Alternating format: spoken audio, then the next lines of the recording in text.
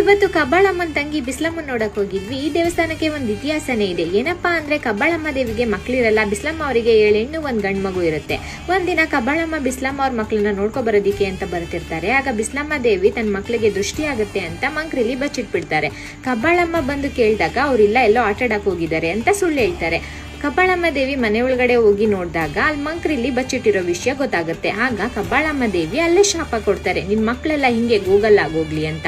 ಅವಾಗಿಂದ ಮಕ್ಳುಗಳೆಲ್ಲ ಫುಲ್ ಕಲ್ಲಾಗ್ಬಿಡ್ತಾರೆ. ಹಾಗೆ ಗಂಡ್ ಮಗ ಸಿಡಿರಣ್ಣ ನನ್ ಜಾತ್ರೆಗೆ ಬಂದ್ ಸಿಡಿ ಆಡ್ಲಿ ಅಂತ ಶಾಪ ಕೊಡ್ತಾರೆ. ಅವತ್ತಿಂದ ಇವತ್ತಿನವರೆಗೂ ಪ್ರತಿ ವರ್ಷ ಜಾತ್ರೆ ಬಂದಾಗ ಕಬ್ಬಾಳಮ್ಮನ್ ಜಾತ್ರೆಯಲ್ಲಿ ಬಿಸ್ಲಮ್ಮ ಮತ್ತೆ ಸಿಡಿರಣ್ಣ ಇಬ್ರು ಹೋಗಿ ಜಾತ್ರೆ ಮುಗಿಸ್ಕೊಂಡ್ ಬರ್ತಾರೆ. ನಾವು ಸಣ್ಣವರಿದ್ದಾಗ ಹೋಗ್ತಿದ್ವಿ ಈ ದೇವಸ್ಥಾನಕ್ಕೆ. ಆಗ ಗೂಗಲ್ ಆಗಿದ್ದ ಮಕ್ಳುಗಳು ಚಿಕ್ಕವರಿದ್ರು, ಬಟ್ ಇವಾಗ ತುಂಬಾ ಬೆಳೆದಿದ್ದಾರೆ. ನೀವು ಕೂಡ ಹತ್ರದಲ್ಲಿದ್ರೆ ವಿಸಿಟ್ ಮಾಡಿ.